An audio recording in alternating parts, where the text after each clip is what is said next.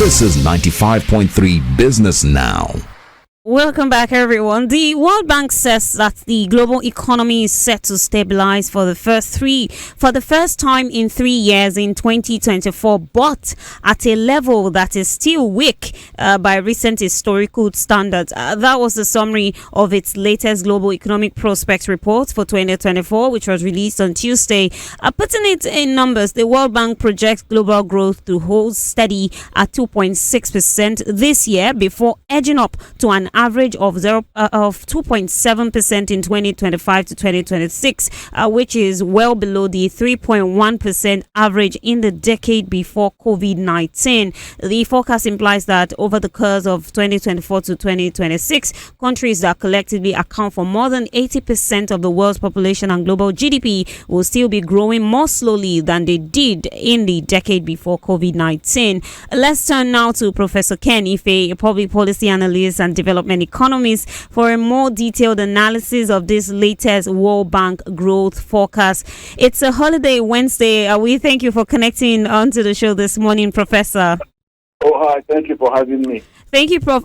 What's your take on this latest World Bank report regarding the slowing pace in global economy? Well, I think they're just stating the obvious because the pandemic, the COVID-19 pandemic, caused almost every country to borrow. And a lot of them printed, where you can't borrow. Then they have to print notes. Nigeria, we are still suffering from the ways and means. But this happened to virtually every country in the world. So what they now have is that they are grappling with the inflation, the repercussions of excessive borrowing, and the repercussions of pouring money to circulation through printing currencies and all of that. So it is obvious that those high inflation will naturally come down, as in the advanced countries, but we are struggling more. We are having the repercussions far more. That's why you saw the developing countries, the quarter of them, the underdeveloped countries, the quarters of them, even though they are showing a growth, the developing countries, low-income countries, and least developed countries are promising 5% growth this year. But the quarter of them inside there are experiencing turmoil, including, of course, Nigeria, because the situation is so bad for many of them within that bracket. But less so for the developing countries, which will be averaging 4% in 2024-2025. And of course, the advanced economies don't usually post very high growth. But they are also to come at 1.5% in 2024 and gradually rise in 2025 to 1.7%. But that is the situation that we are having. Prof, do you think that the headwinds against the global economy will get worse if we look at the current global economic crisis? What will get worse is the climate change related catastrophes. That doesn't seem to be going to get any better because the temperatures predicted 1.5 are actually, a degree is actually right upon us. So that is likely to continue. And that impacts a lot on agriculture and food insecurity. And then conflicts will have their own toll anyway because conflicts affects, for those conflict-ridden countries, it severely affects investment as well as agricultural productivity and as well as the government borrowing. Because when you have been you borrow to fight. So that those situations will only get worse. But globally, there is a recovery. That's why the projection of 2.6%, hoping to increase to 2.7% next year to 2026. So there is a gradual recovery, but nowhere near the pre-COVID level, which were about 3.1.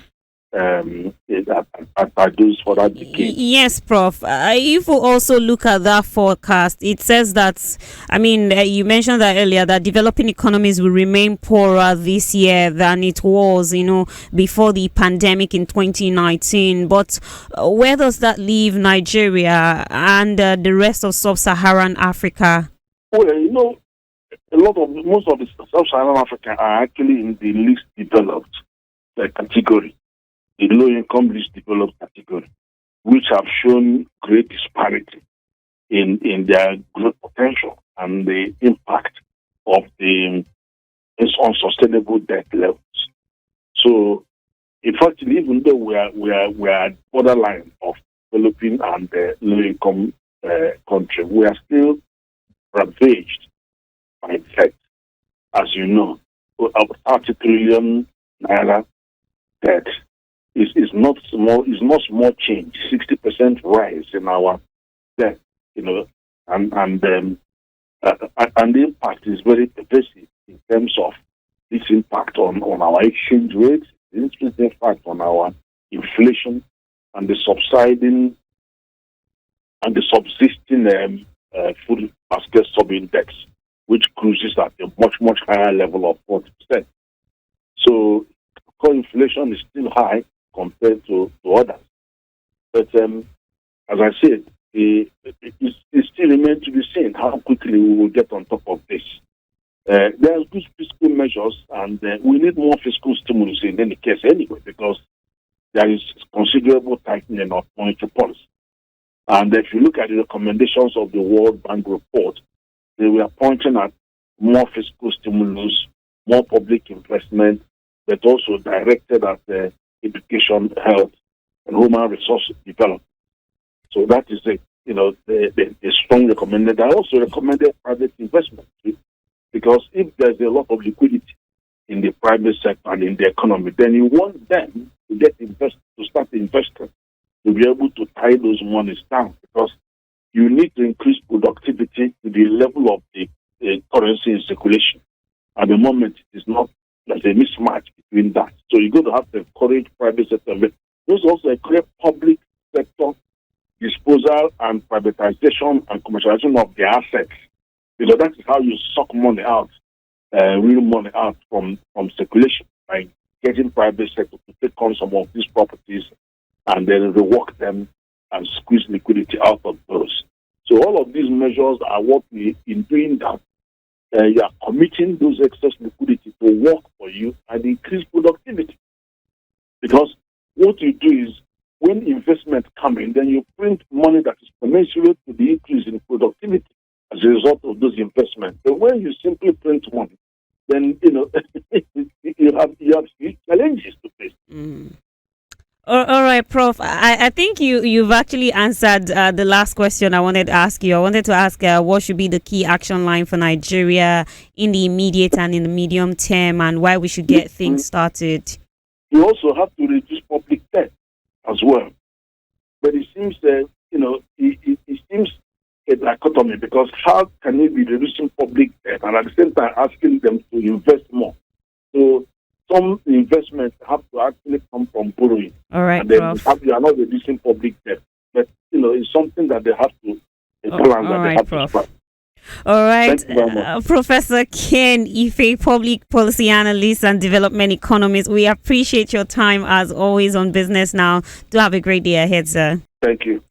I am Aramide Flores-Shaw, and that is how we wrap up your Business Now for today, the 12th of June.